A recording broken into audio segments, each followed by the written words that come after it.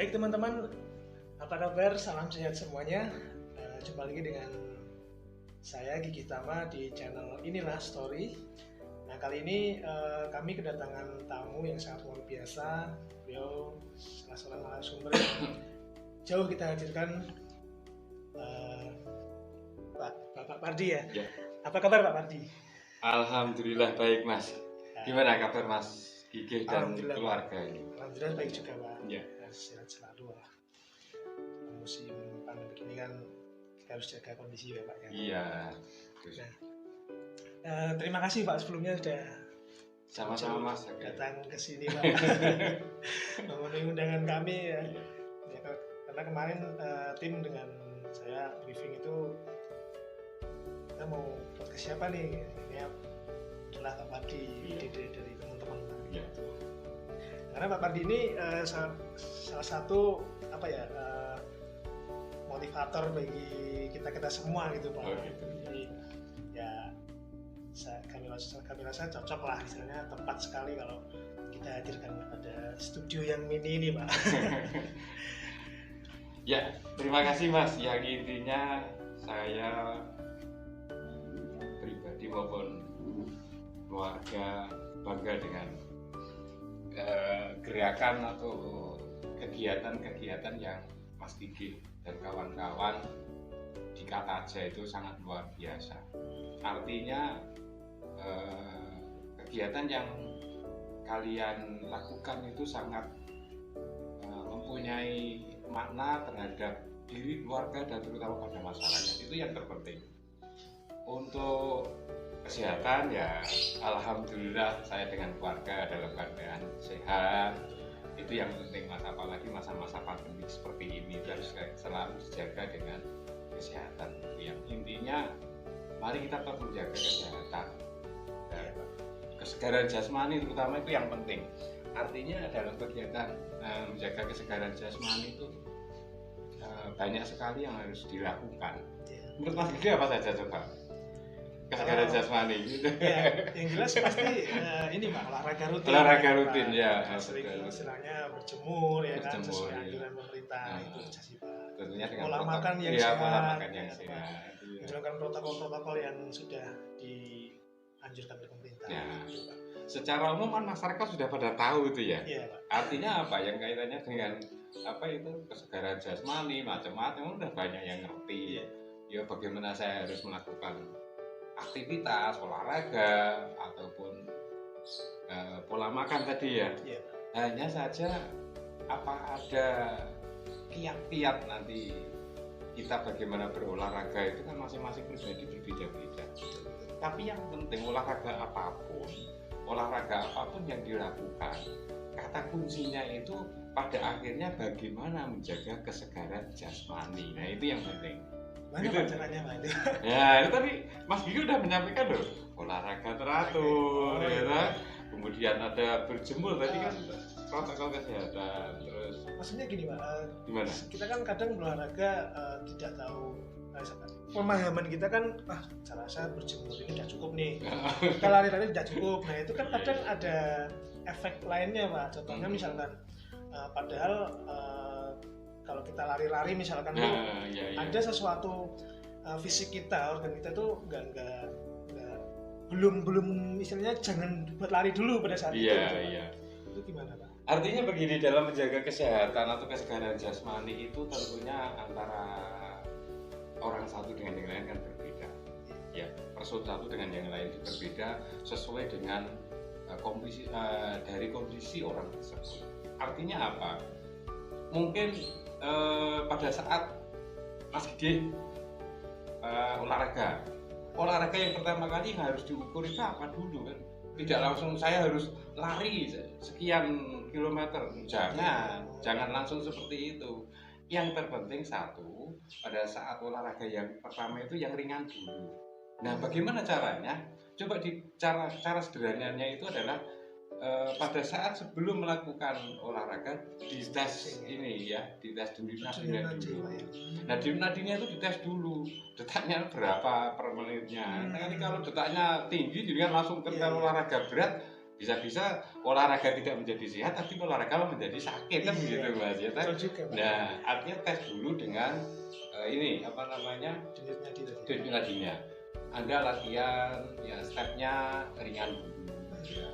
Kemudian nanti dalam latihan itu rutinitas latihan itu penting juga. Nah, kaitannya dengan hal ini juga dilihat selain tes denyut nadi juga usia. Itu berpengaruh juga Mas. Iya, nggak masa nanti olahraga saya dengan olahraga teman-teman yang masih muda disamakan ya nanti saya ya kan toh masa tua ya kalau yang udah tua-tua kayak saya begitu kan artinya olahraganya yang ringan ya jalan ya jogging kecil-kecil. Kalau kalian mungkin bisa yang lebih tinggi bisa. Nah setelah latihan atau olahraga selesai itu dites lagi denyut nadinya. Gitu. Terus lagi jadi ada peningkatannya berapa? Oh sekian, ya kan? Nah pada saat awal dites kemudian di akhir dites itu ciri di dalam kesegaran jasmani itu bisa kelihatan ada manfaat di dalam melakukan aktivitas olahraga apapun itu bisa diketahui dengan bagaimana pada saat melakukan olahraga orang tersebut tidak setelah selesai olahraga tidak merasakan sakit. Ini jangka waktunya berapa lama Pak setelah olahraga? Setelah olahraga dalam jangka waktu yang ya setiap hari pada saat ada misalkan 1 minggu kita latihan 3 kali misalkan atau 2 kali ya. Nah itu pasca atau setelah olahraga itu selesai tidak sakit ya. Nah, gitu dong. Jadi jaga kondisi tubuh pada saat pandemi itu penting gitu. Karena apa? Ya menurut kita sudah tahu lah yang namanya COVID-19 itu kan tidak hanya di Indonesia Mas. Tapi dunia semuanya ada 200 lebih negara ya. Sekarang kalau makhluk Tuhan ya, makhluk Tuhan atau makhluk Allah itu sudah diturunkan seperti itu mau menolak, mau kita mau membantah sudah bisa. Dan kita tidak bisa hidup terus kita harus istilahnya nantinya pada saat kita menghadapi hal tersebut itu kan juga apa namanya tidak lagi kita harus sudah berdampingan itu ibarat ya itu makhluk ya mau nggak mau kita harus berdampingan hanya sikap kita itu bagaimana ya saya tadi juga bawa masker benar pakai masker tadi bagus juga di depan tadi ada protokol kesehatan saya harus cuci tangan sudah disiapkan dari tim tadi. Nah ini kan sudah bagus artinya seperti itu ya tapi gini Pak saya pernah ada orang tua tuh bilang gini Pak kalau pas waktu kita kecil pakai sendal gitu kan Pak kemana-mana pakai sendal nanti kena beling lah kena batu atau nah tapi beberapa itu saya amati orang tua ketika jalan-jalan jogging itu malah nggak pakai sendal itu gimana Pak? Apakah itu karena kaitannya gini semua sumber yang ada di dalam apa namanya penyembuhan ada kan terapi. Dari Mas Didi udah pernah lihat juga pada saat ada pijit kok yang dipijit bagian kaki bagian bawah. Iya. Ya, itu kan pusat-pusat yang ada di situ tuh sarafnya tuh dari situ. Ya. Sehingga pada saat orang tua zaman dulu pun ya zaman dulu sekarang pun juga dianjurkan ya pada saat olahraga artinya olahraga untuk terapi kesehatan itu kan kaitannya dengan saraf ya saraf dan otot yang lain itu tersambung di sana. Ya. Kalau ada yang lebih jeli dan lebih pintar lagi itu bagian mana yang harus dilakukan sehingga nah ini ada lagi dengan kalau pernah lihat bahwa di dalam olahraga yang tadi ada tidak pakai sendal gitu ya di bawah itu dianjurkan juga di bawahnya itu yang ada batu-batu ditata itu. Nah, untuk menekan titik-titik sarafnya itu sehingga nanti kondisinya itu kita coba nanti bisa dicoba ya. Coba bisa dicoba nanti kondisi kesegarannya akan bagus. Ya, tapi kalau olahraga yang normal ya jangan nyokor lah Mas ya. Masa terusnya nggak keren ya Pak. Ya. Kalau olahraga misalkan di lapangan kalian udah punya lapangan bola voli, lapangan futsal pakai nyokor ya, wah salah nyari penyakit berarti. Dulu Pak waktu kecil Pak, masih sekecil segini. Oke. Nah, kira-kira kalau di masa pandemi ini Pak, menurut pandangan Bapak itu masyarakat sekitar sini aja Pak, sekitar sini itu apakah kan ada sering yang bersepeda Pak, yang lari-lari itu kan padahal selain kita mengejarkan gerakan pakai masker ya Pak ya, di sisi lain kan kita harus juga menjaga kesehatan kan gitu Pak. Itu yang paling utama kan itu Pak. Iya betul. Ya, kalau saya kan menggunakan masker itu hanya untuk ini ya Pak ya, mencegah kan muncratnya air liur atau udara yang itu Pak. Nah, itu di masyarakat sekitar sini gimana Pak? Kalau menurut Bapak itu sudah banyak yang mengikuti protokol kesehatan atau sudah banyak yang olahraga untuk meningkatkan imun? Ya kalau melihat secara umum ya Mas, jadi bisa secara umum untuk masyarakat yang ada di Jatisari, Mijen yang ada di sini itu rata-rata sudah pada saat keluar banyak atau tulisan-tulisan anjuran. Artinya itu apa? Dengan adanya peringatan, anjuran seperti itu dan masyarakat pada saat keluar itu secara umum sudah pakai masker lah. Ya, jadi secara umum saya lihat sudah pakai masker pada saat keluar rumah. Ya, artinya misalkan mau ke pasar, mau ke mana, ke depan aja sudah pakai masker. Secara umum seperti itu. Ya, kemudian kaitannya dengan olahraga yang sepeda dan sebagainya itu bagus, itu kiat-kiat. Ya. Ada yang bersepeda, ada yang bola voli, ada yang jalan-jalan, ya, jogging, ada yang jalan. Itu sudah usaha yang sangat luar biasa sehingga yang ada di masyarakat Jatisari Mijen yang ada di sini kiat-kiat dalam pencegahan itu sudah, kalau saya menilai ya sudah luar biasa bagus ya begitu ya. Apalagi teman-teman kemarin bagi-bagi. Ini bagus juga ini. Apalagi kalian juga ada bagi-bagi masker ya kan? Iya. Ada bagi-bagi masker, ada penyemprotan desinfektan itu luar biasa juga loh. Kaitannya dengan kegiatan-kegiatan seperti itu. Jangan terus pada saat pandemi kita duduk diam di rumah karena ketakutan, kita tidak ada ekspresi kegiatan. Dengan adanya pandemi itu bagaimana kita mengolah pola pikir kita sehingga pada saat apa yang harus kita lakukan? Oh ini ini akhirnya pola pikir itu berkembang.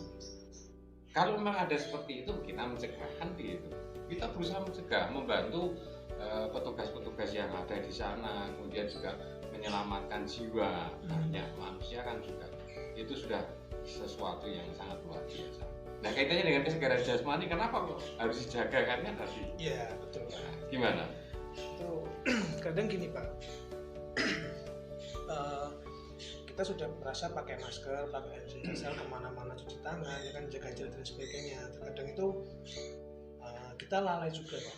Dan nanti pola makan yang istilahnya yang mengandung banyak kolesterol ya kan Pak. Karena ya yang namanya enak kan kita nggak bisa ini Pak, istilahnya aduh enak makan aja lah gitu. Nah misalkan setelah terjadi keluhan itu Pak, nah itu kita baru terasa gitu, aduh ternyata pola makan saya kayaknya kurang bagus nih kan gitu. Nah itu kesadaran seperti itu sebenarnya meningkatkannya dengan cara yang apa ya Pak, misalkan masa kita harus kasih tahu satu sama lain kan ya bisa sih, cuman kan nggak mungkin sebanyak itu kan gitu Pak. Iya. Gitu. Nah jadi kesehatan yang paling utama dilakukan olahraga rutin ya Pak tadi ya Pak ya. Jadi ada olahraga rutin, ada pola makan, ada pola istirahat, ya ada istirahat yang teratur, makan yang teratur, terus olahraga yang teratur, sampai kalian beraktivitas atau bekerja pun juga yang teratur. Jadi artinya teratur itu bagaimana? Ya sesuai dengan porsi dan kemampuan kita, tidak usah dipaksain. Nah dalam rangka hal itu sudah kita bersama-sama sudah melakukan bela negara. Ini tuh banget. Tarik ini Pak.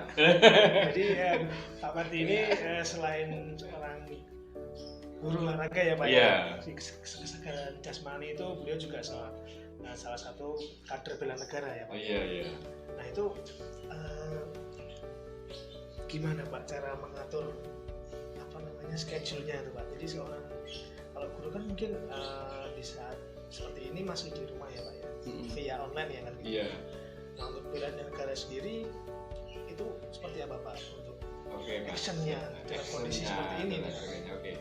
Sebenarnya bela negara itu kan tidak hanya bagi mungkin saya sebagai seorang guru penjas orkes ya di SMA Ksatria 1 Semarang, bukan hanya sebagai orang guru toh sebenarnya. Kalau kita lihat undang-undang ya, sebelum panjenengan nanti bertanya Pak undang dasarnya apa bela negara, jangan tanya tak jawab langsung Pak. Iya. Jadi sebelum nanti ada yang bertanya, lu kok ada bela negara macam-macam.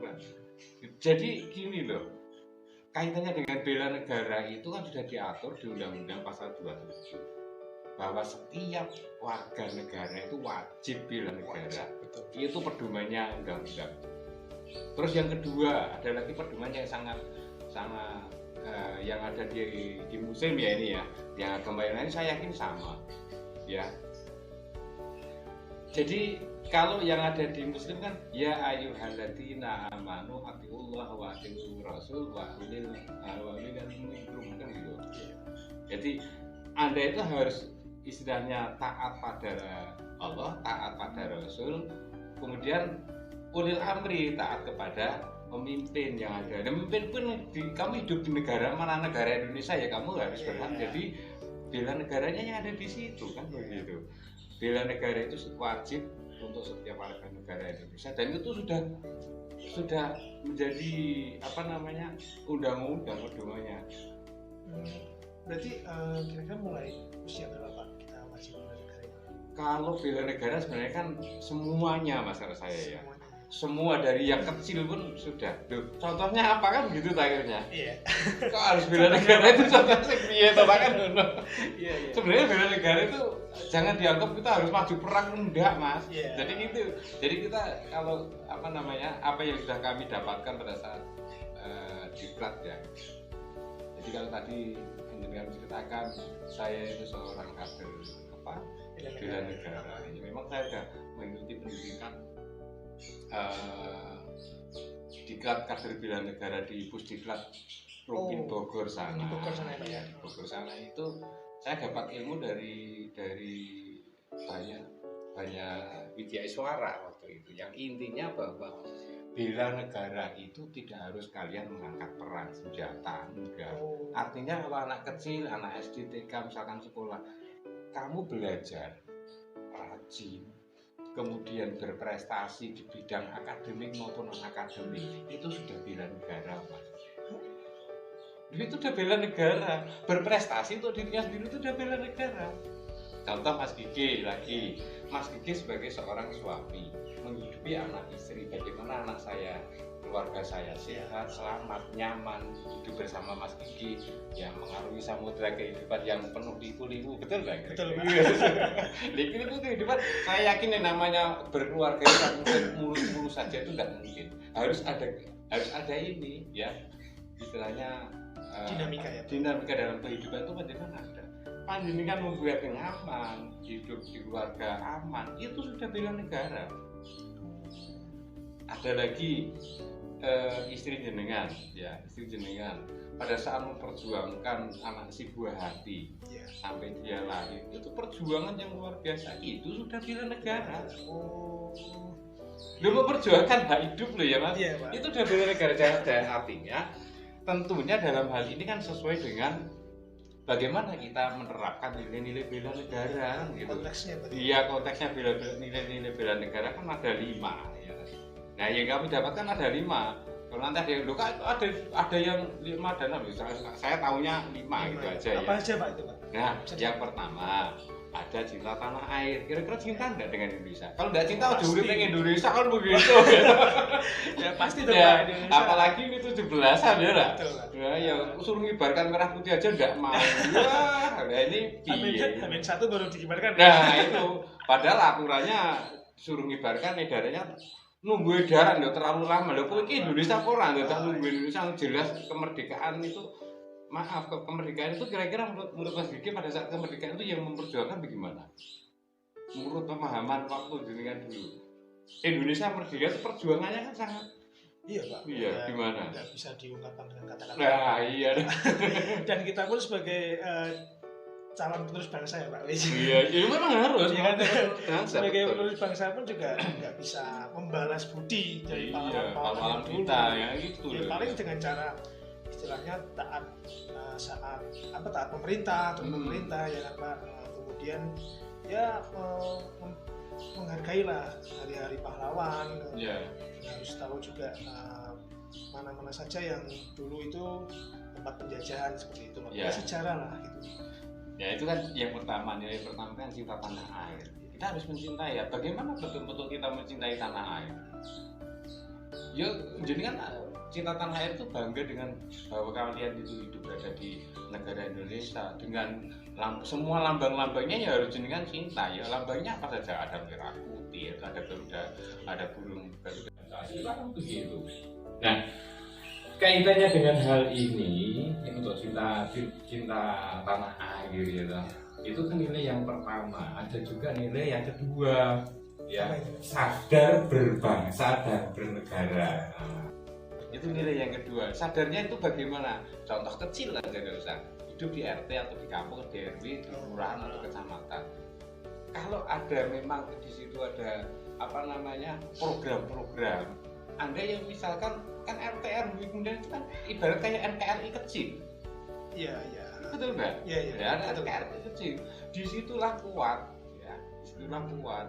Makanya di Indonesia itu ada seperti itu dengan sadar berbangsa dan bernegara itu menyadari betul, ya, menyadari betul kita itu harus bagaimana kita hidup berbangsa dan bernegara yang ada di sekitar kita aja, nggak usah yang terlalu tinggi. Nah, yang tiga ini penting juga, setia pada Pancasila sebagai ideologi negara. Coba ada lagi ideologi yang lain yang bisa mempersatukan bangsa? Nggak ada sih. Nggak ada ya. Jelas Pancasila. Jelas Pancasila itu jelas banyak komplit lah itu. Nah, coba kenapa kok Pancasila sebagai ideologi negara itu bisa mempersatukan kebinekaan yang ada di Indonesia? Ya, kebinekaan yang ada di Indonesia itu dari suku berbeda-beda, agama berbeda-beda. Nggak usah jauh-jauh, misalkan satu lingkup RT atau RW atau kelurahan, ya, agamanya udah banyak berbeda, jelas itu. Ya, adat istiadat pun juga berbeda. Mungkin kita berada di Jawa Tengah ya ini ya. Di Jawa Tengah, dari kabupaten kota aja sudah berbeda-beda logat bahasa. Ya betul. Ya tahu nggak? Ada yang Jawa, ada yang sana, ada yang ada yang beda-beda. Nah ini tentunya yang bisa mempersatukan. Apalagi kalau kita lihat berada di mana luar Jawa banyak suku yang ada di sana, sehingga bagaimana kita harus bisa menyatukan dia satu itu, ideologi Pancasila itulah yang bisa mempersatukan. Jadi menurut kami seperti itu, Mas.